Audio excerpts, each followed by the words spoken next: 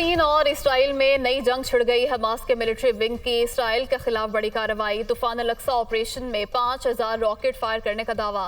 Rocket हमलों से 30 Israeli हलाक, 200 जख्मी।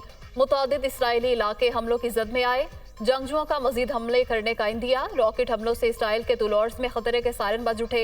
जंगी अलर्ट जारी। कई अस्करियत पसंद इसराइली इलाके में घुस आए हैं। हमास ने इसराइल के एक पुलिस स्टेशन का कंट्रोल संभाल लिया।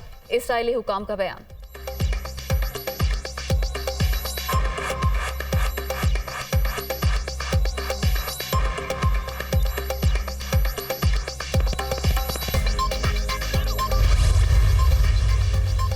हमास के हमलों पर इसराइल की जवाबी कार्रवाई। गजा पर बमबारी, कई मकामात को निशाना बनाया। 20 फलस्तीनी शहीद, दर्जनों जख्मी। इसराइली फिजाई हमलों से इमारतों को नुकसान। रवा साल इसराइली हमलों में 200 से ज्यादा फलस्तीनी शहीद हो चुके।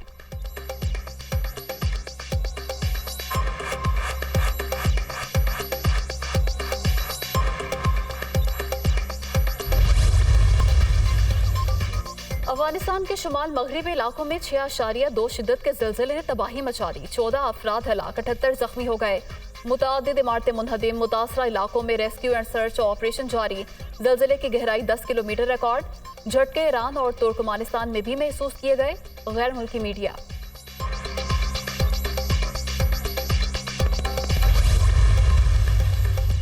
मुल्क में गैर कानूनी तारकीन वतन के खिलाफ क्रैकडाउन जारी। 5 रोज में 100 खानदान अफगानिस्तान वापस लौट गए। पेशावर, खैबर और दीगर इलाकों में गैर कानूनी तौर पर मुकीम अफराद ने जायदादें फरोख्त करना शुरू कर दी। शकरगढ़ से 21 गैर मुल्की गिरफ्तार। फॉरेन एक्ट के तहत मुकदमात दर्ज। हुकूमत ने गैर कानूनी तारकीन वतन को 31 अक्टूबर तक पाकिस्तान से निकलने की डेडलाइन दे रखी है।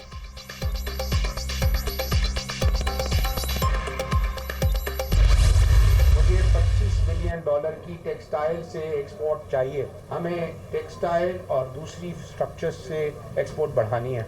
मैं ये नहीं चाहता कि हम जाके दूसरे मुल्कों से कर्ज मांगें। हम पूरी आपके लिए पूरी कोशिश कर रहे हैं कि आपकी जो जायज़ डिमांड्स हैं वो पूरी करें।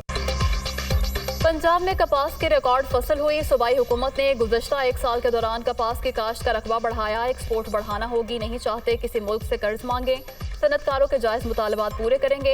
एप्टमा ने कपास की पैदावार के लिए बर वक्त मुफीद मशवरे दिए। पैदावार बढ़ाने के लिए बीजों पर तहकीक की जरूरत है। जाली अद्वियात के खात्मे के लिए भरपूर इकदाम किए जा रहे हैं।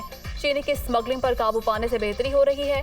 ज़राअत के शोबे के लिए जल्द खुसूसी पैकेज का ऐलान करेंगे। निगरान वफाकी वजीर गोहर एजाज और मोहसिन नजर नकवी की न्यूज़ कॉन्फ्रेंस।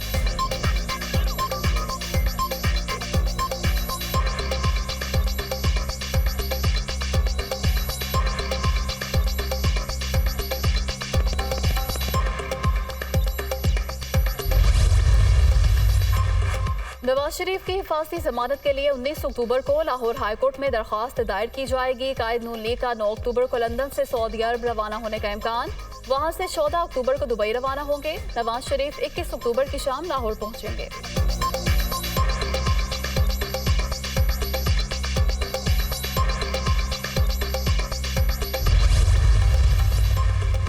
मीडिया को गिबत, चुगली और बहुतानबाजी से परहेज करना चाहिए। अपने हक में और खिलाफ लिखने वाले तमाम सहाफ़ियों का शुक्रगुजार हूँ। लंदन में पाकिस्तानियों के मुजाहिरों का 4 साल में क्या फ़ायदा हुआ। मरियम औरंगजेब समेत दीगर खवातीन का घेराव किया गया। मुजाहिरा करना है तो पाकिस्तान जाकर करें। तनकीद बराए तनकीद की बजाय तनकीद बराए इस्लाह होनी चाहिए। साबिक वज़ीर आज़म नवाज शरीफ की सहाफ़ियों से मुलाकात में गुफ्तगू।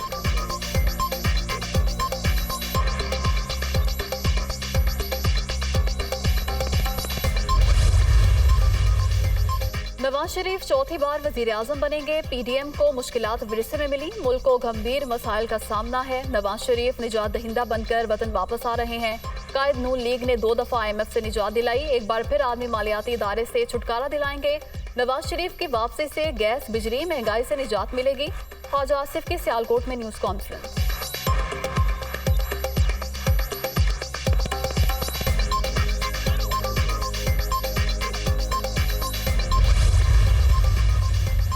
चाहता हूँ हर सियासतदान जेल से बाहर हो। जिससे जंग लड़ता हूँ उसके और मेरे भी हाथ खुले होने चाहिए। मेरा मुखालिफ कैद में हो और मैं तकरीरें करूँ, मज़ा नहीं आता।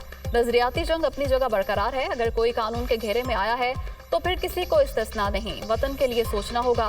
मामूलात गंभीर होते जा रहे हैं। JUI सरबराह मौलाना फजलुर रहमान का तकरीब से खिताब।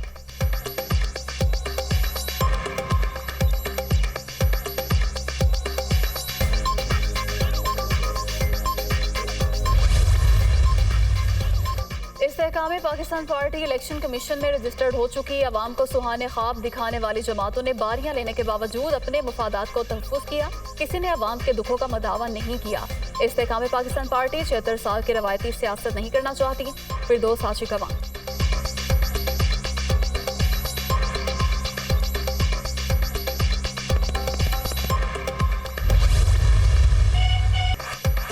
पाक बहरिया के नए सरबराह एडमिरल नवीद अशरफ ने ओहदा संभाल लिया। PNS जफर इस्लामाबाद में तब्दीली कमांड की पुरवकार तकरीब हुई। सुबकदोश नेवल चीफ अमजद न्याजी ने पाक बहरिया की कमांड नए अमीरुल बहर के हवाले की। अमजद न्याजी को गार्ड ऑफ ऑनर पेश। मुस्तकबिल के चैलेंजेस को मद्देनजर रखते हुए सलाहियतों में इजाफा नागुज़ीर है। सुबकदोश नेवल चीफ अमजद खान न्याजी का तकरीब से खिताब। जिम्मेदारी संभालने पर अल्लाह ताला का शुक्रगुजार हूँ। चैलेंजेस बहुत हैं मगर हम काबू पा लेंगे। Naval chief admiral Naveed Ashraf की गुफ्तगू। नए नेवल चीफ अहम कमांड और स्टाफ ओहदों पर काम करने का वसी तजुर्बा रखते हैं। उन्हें गैर मामूली पेशा वराना खिदमात और बहादुरी के एतराफ़ में हिलाल इम्तियाज़ मिलिट्री और तमगा बसालत दिया गया।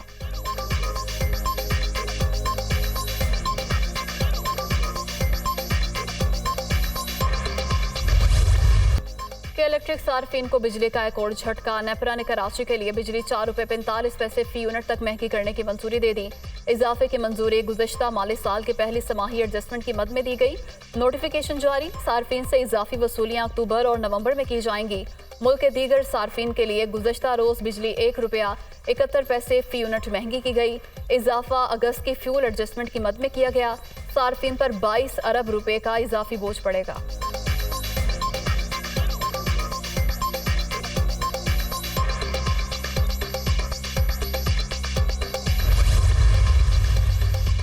फर्टिलाइजर्स के लिए गैस की कीमतों में इजाफा न करने पर अरबों रुपए के नुकसान का इंकशाफ। गैस की कीमतों में इजाफे के लिए तश्कील करदा कमेटी इजाफे पर काम करेगी।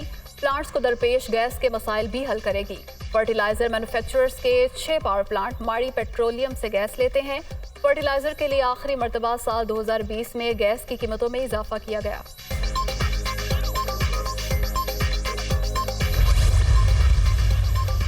आलमी सतह पर पेट्रोलियम मसनूआत की कीमतों में कमी। पाकिस्तान में भी कीमतें कम होने का इम्कान। अमरीकी खाम तेल की कीमत में मजीद कमी रिकॉर्ड। 1 बैरल $81.80 का हो गया। ब्रेंट की कीमत में भी कमी। कीमत $83.63 फी बैरल हो गई।